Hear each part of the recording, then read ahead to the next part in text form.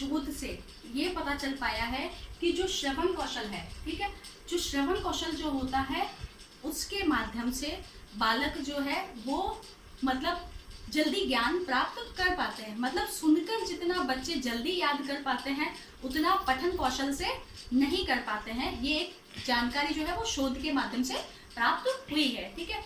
और साथ ही साथ में एक और ये जो है शोध के माध्यम से एक और निष्कर्ष निकाला गया है, जिससे ये निष्कर्ष निकला है कि जो श्रोता होता है, जो श्रेष्ठ श्रोता यानी कि सामने सुनने वाला, ठीक है, श्रोता जो आपको सामने बैठा सुन रहा है, ठीक है, आपकी बातों को, वो श्रोता जो है उसकी बुद्धि कैसी है। अगर एक श्रेष्ठ जो श्रोता है वो वही है जो आपकी बातों को ध्यान से सुनता है, तो उससे क्या पता चलता है, उसकी श्रेष्ठतम बुद्धि का पता चलता है। श्रेष्ठतम बुद्धि का पता इसलिए चलता है क्योंकि जो व्यक्ति, जो बालक आपकी बोलकर सुनाई गई विषय वस्तु को ध्यान से अगर श्रवण करता है, उसको सुनता है और उसको उसी रूप में अच्छे से समझ पाता है अगर जल्दी, तो उसकी क्या पता चलती है कि उसकी बुद्धि जो है वो कैसी है, बहुत ही श्रेष्ठ बुद्धि वाला होता है, ठीक है। इसी से हम क्या कह सकते हैं कि श्रवण कौशल जो है वो हमारा क्या है, एक तरीके से विचारों को क्या करना है, सुनना, उसका चिंतन मनन करना और विचारों को क्या करना, अपने मस्तिष्क में स्थिर करने के बाद में क्या किया जाता है, उसका आचरण किया जाता है। वही क्या होता है, श्रवण कौशल होता है। श्रवण कौशल का अत्यंत ही महत्व है। अब श्रवण कौशल, इसके कुछ उद्देश्य हैं। पहला है वक्ता को मनोयोग से सुनना। क्या है, श्रवण करना तो सीधी सी बात है, सुनना है तो किसको सुनोगे आप, वक्ता को सुनोगे।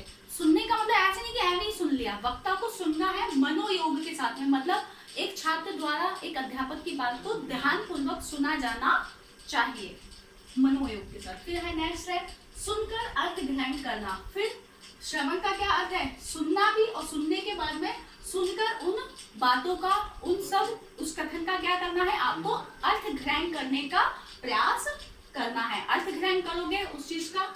उसके बाद में है सुनकर भावों का विचार ग्रहण करना। फिर क्या है, पहले आपने उस चीज को सुना मनोयोग से, यानी ध्यान से सुनोगे, उसके बाद में उस विषय वस्तु का क्या करोगे, अर्थ ग्रहण करोगे।